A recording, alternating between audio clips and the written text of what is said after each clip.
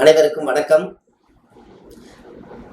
பிரசன்ன ஜோதிடர் சுப மாரிமுத்து, திருப்பூரிலிருந்து விஞ்ஞான ஜோதிட ஆலோசனை மையம் நடத்தும் இந்த பதிவு, உங்களுடைய குடும்பத்தில் காசு நிறைய தங்கணும், அதற்கு ஒரு எளிய பரிகாரம். நீங்கள் இதை செய்துட்டு வாங்க, உங்களுக்கு ரொம்ப பிரமாதமாக இருக்கும். இந்த பரிகாரத்தால் எல்லாரும் வெற்றியாயிருக்காங்க, நீங்களும் செய்யுங்க. இது எங்களுடைய குருமார்களுக்கே சமர்ப்பணம். அதாவது காப்பர் சொம்புன்னு எடுத்து, காப்பர் சொம்பு, அந்த காப்பர் சொம்பை எடுத்து கும்ப ராசிக்குள்ள சந்திரன் போகும் பொழுது அவிட்ட நட்சத்திரம் 3ஆம் பாதம் 4ஆம் பாதம், அதுக்கடுத்து சதய நட்சத்திரம், பூரட்டாதி நட்சத்திரம் 1ஆம் பாதம், இந்த நட்சத்திரங்களுக்குள்ள ராசி சந்திரன் போய் அந்த கும்பராசியில் இருக்கும்போது அந்த காப்பர் சொம்புல ஃபர்ஸ்ட் மஞ்சளை தொளிச்சு அந்த காப்பர் சொம்புக்கு பொட்டு சந்தனம் எல்லாம் வச்சு, அதுக்கு நீங்க டெய்லியும் காசு சில்லற காசு மிச்சமாகிறது எல்லாமே நீங்க அதுல போட்டு வாங்க. பணமும் போடலாம், காசும் போடலாம். இது எல்லாமே கும்பத்துல போடுங்க. கரெக்டா கும்பத்துக்குள்ள சந்திரன் போகும்போதுதான் போடணும். அதனாலதான் அதுக்கு கும்பம்னே பேர் வச்சிருக்காங்க. அதனாலதான் இந்த கும்பத்துக்குள்ள போடணும். அதை போட்டுட்டு அது நிறைஞ்சு காசு நிறைஞ்சு ஆனதுக்கு அப்புறம் அந்த உண்டையிலிருந்து அந்த காசை நீங்க சேர்த்தி வச்ச காசை அந்த காப்பர் சொம்புல இருந்து நீங்க எடுக்கிற நாள் அது பூரட்டாதி நட்சத்திரமா இருக்கணும். அது பூரட்டாதி நட்சத்திரம் குருவுடைய நட்சத்திரமா இருக்கணும். குரு என்பது என்ன? பணம். அந்த அன்னைக்கு எடுத்து அந்த காசை நீங்க செலவு பண்ணணும். குலதெய்வம் கோயில்ல போய் சாமிக்கு மஞ்சள் அபிஷேகம் பண்ணணும். மாலை வாங்கி போடலாம். அந்த காசுல கல்லுப்பு வாங்கி வைக்கலாம், சக்கரை வாங்கி வைக்கலாம். அந்த மஞ்சள் கிழங்கு, மஞ்சள் பொடி இதெல்லாமே முதல் வாங்கிடலாம். இதெல்லாம் வாங்கிட்டு அன்னைக்கு 5 ரூபா ஒரு காயின் மட்டும் வாங்கி அந்த யாரோ ஒருத்தருக்கு நீங்க அந்த 5 ரூபாய் காயின் மட்டும் எடுத்து தானமா கொடுத்துருங்க.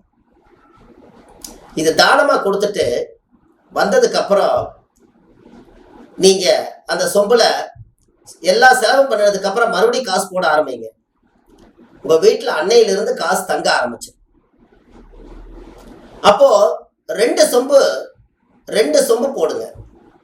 ஒரு டைம் நீங்க அதை செஞ்சு முடிச்சிருங்க. 2வது முறை 2 சொம்பு வாங்கிக்கோங்க, காப்பர் சொம்பு. 2லையுமே போட்டுட்டு வாங்க. அப்போ அந்த முதல் இருக்கக்கூடிய சொம்புல இருக்கக்கூடிய செலவு பண்ணதுக்கு அப்புறம் இந்த சொம்புல இருக்க இன்னொரு சொம்பையும் காசு போட்டே வாங்க, இதுலையும் காசு போட்டே வாங்க. அந்த வீட்டுல காசு ஆட்டோமேட்டிக்கா அது தங்கும். ஆனா எடுக்க போது பூரட்டாதி நட்சத்திரம் தனித்து எடுக்கணும். ஏன்னா குபேரன் பிறந்த நட்சத்திரம் பூரட்டாதி.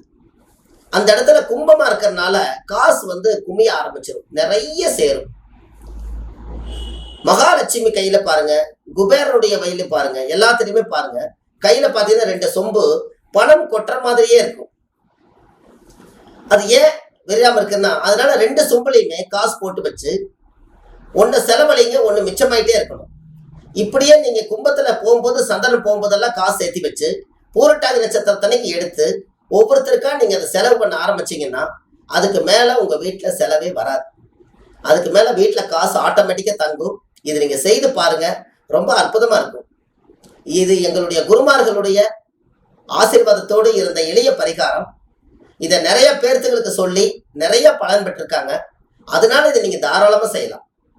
அதனாலதான் அந்த காலத்துல கும்பம் என்பது என்ன அப்படின்னு கேட்டீங்கன்னா, லக்னத்துக்கு 11ஆம் இடம் என்பது லாபம்னு சொன்னாங்க. மேச லக்னத்துக்கு லக்னத்துல இருந்து காலபுருஷப்படி மேசத்துக்கு 11ஆம் இடம் என்பது கும்பராசி வரும். அதனால கும்பம் என்பது 11ஆம் இடம் என்பது லாபம்னு சொன்னாங்க. வீட்டுல எல்லா செலவுகளும் பண்ணிட்டு மிச்சம் இருக்கிறத கொண்டு போய் சேகரிச்சு வைக்கும் போது அது மிச்சத்துக்கு பேர் தான் லாபம். அதனாலதான் கும்பத்துல சந்திரன் போகும்போது கும்பத்தை வைங்கன்னு சொன்னாங்க.